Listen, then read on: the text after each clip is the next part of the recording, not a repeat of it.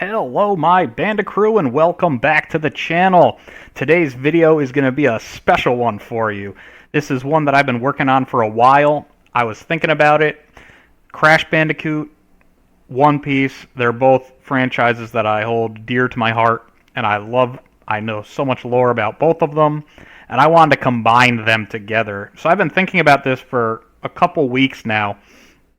And I don't want to construct a fan fiction story about how the Crash Bandicoot cast ends up in the One Piece world, but I wanted to see if I could pair up the Crash Bandicoot characters with characters in One Piece, like where they would logically end up and hang out. So I did that for the heroes here.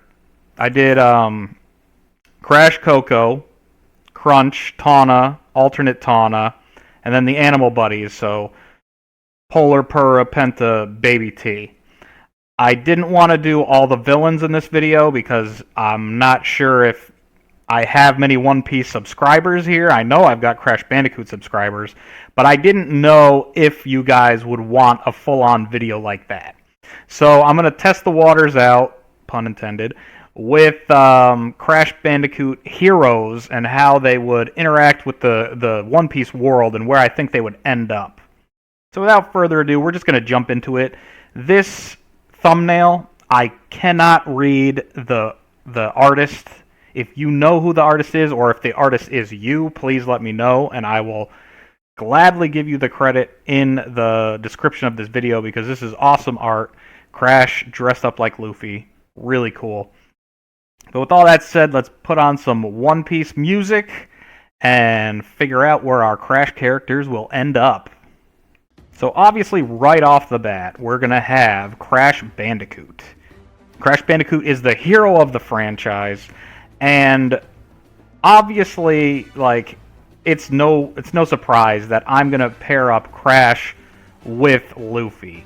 Crash is the main character, Luffy's the main character, but actually, there's more that connects them than you would think.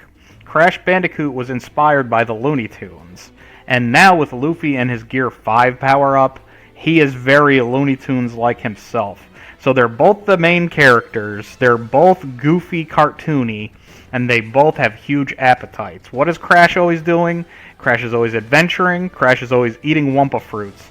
Heck, in Crash Boom Bang, when Crash had one wish to wish for whatever he wanted, he wished for unlimited Wumpa fruits. He's always thinking with his belly. So he's adventuring, he's collecting treasure, and he's eating. And what is Luffy always doing? Adventuring, collecting treasure, and eating. And they're both goofy characters, so that's why I think that Crash and Luffy would be bros, and they would be hanging out, and they would be having a lot of fun.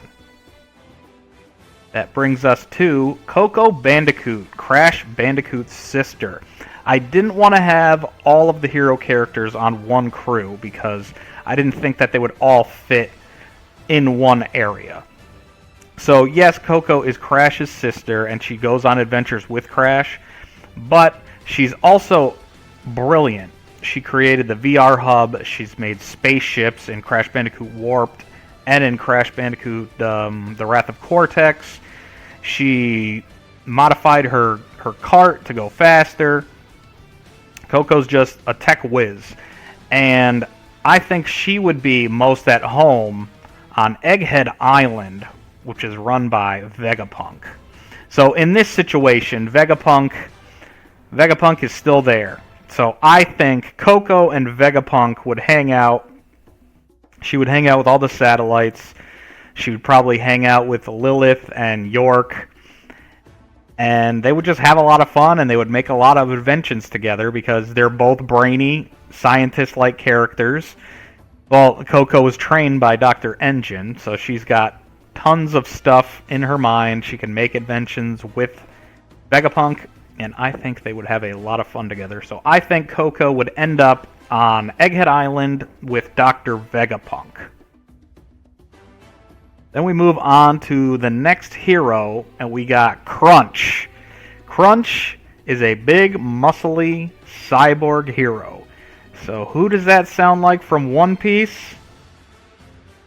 That's right, Frankie. Frankie is a big, muscly cyborg hero. So I think Crunch and Frankie would get along great. They both be screaming super and making poses. They both got their chest out. They both got metal hands. They're both muscles. I could see Crunch drinking some cola with Frankie, and Frankie even giving Crunch some upgrades. Give him a radical laser beam. We could attach that to his metallic hand there. And we could see Crunch riding in the different Frankie battle mechs. We've got the shark motorcycle. I just think that these guys would hit it off great. They would be broing out, high-fiving, being super. And then that brings us to our next hero, Tawna. So I included the Trophy Girls, or the Nitro Squad, with Tawna here because I wanted to cover all the heroes.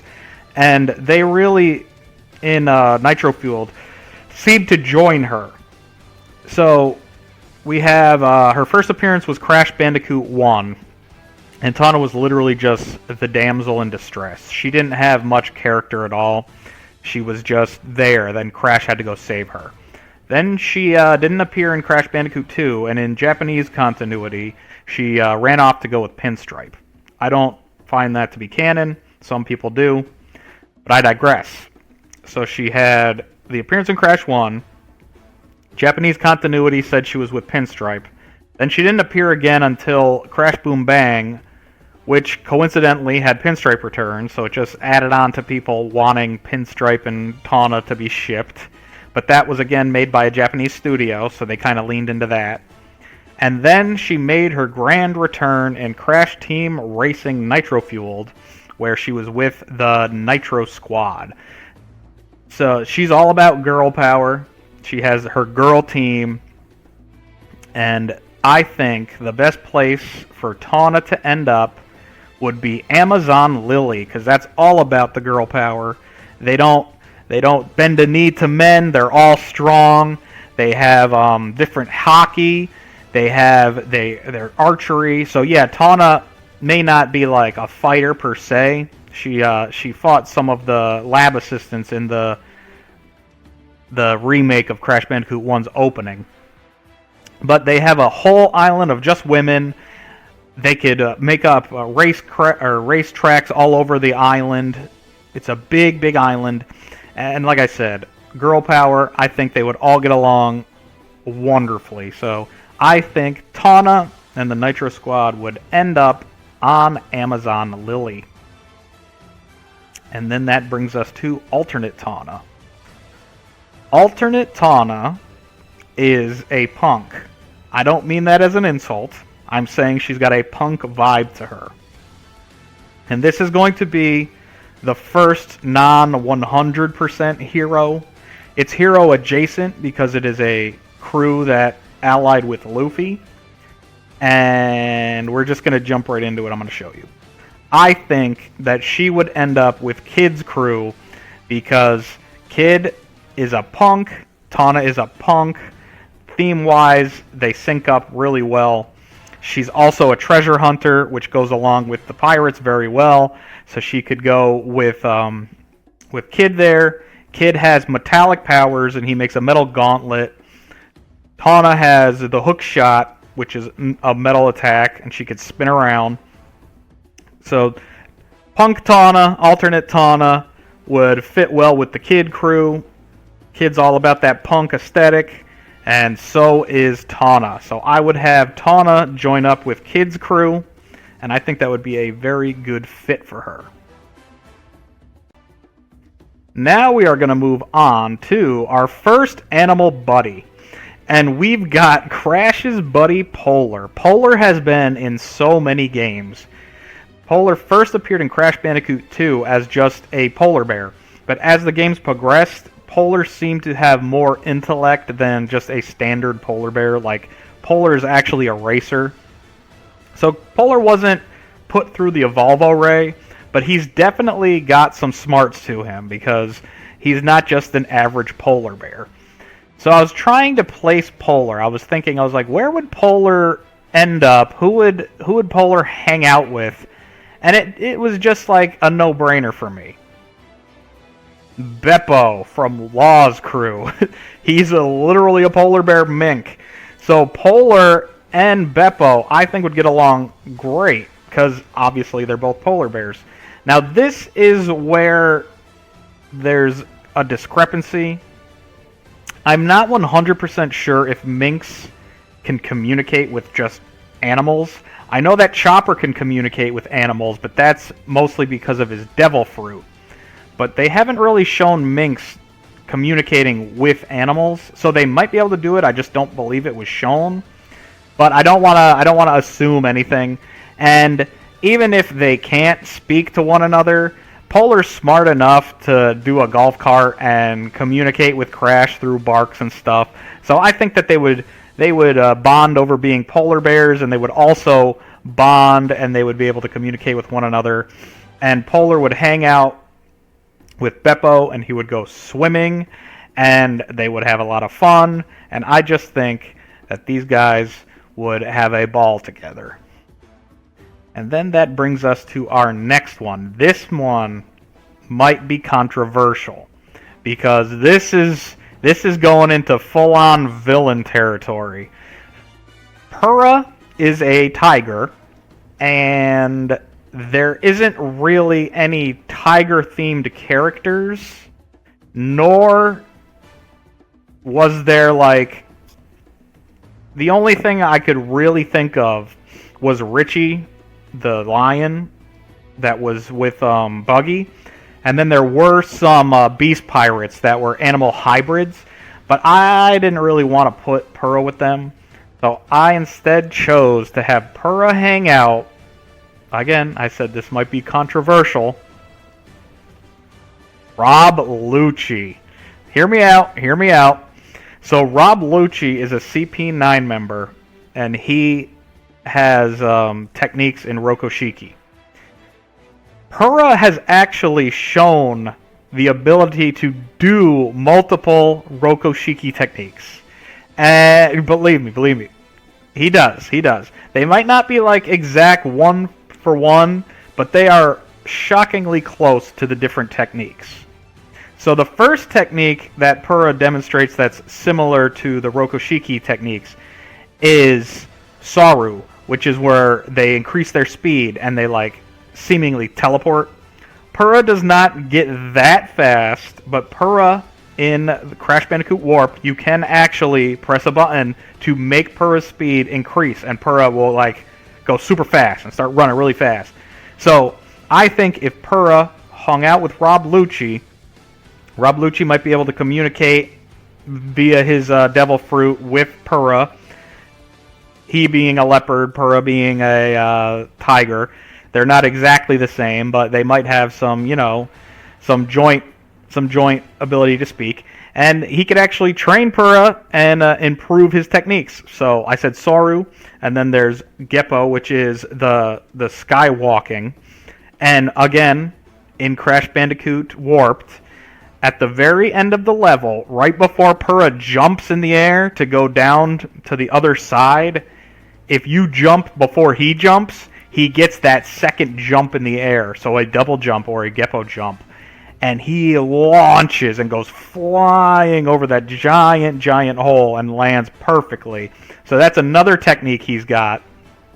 Then there's Tekai, which is flexing your muscles to the point where they're as hard as iron. Purah actually, again, Crash Bandicoot Warp displayed a technique very similar to that. When you're doing your Saru running speed, you can actually crash through the barrels as if they're nothing. So again, not 100% one-to-one, but Purah can strengthen his body and crash through things. And then that just leaves...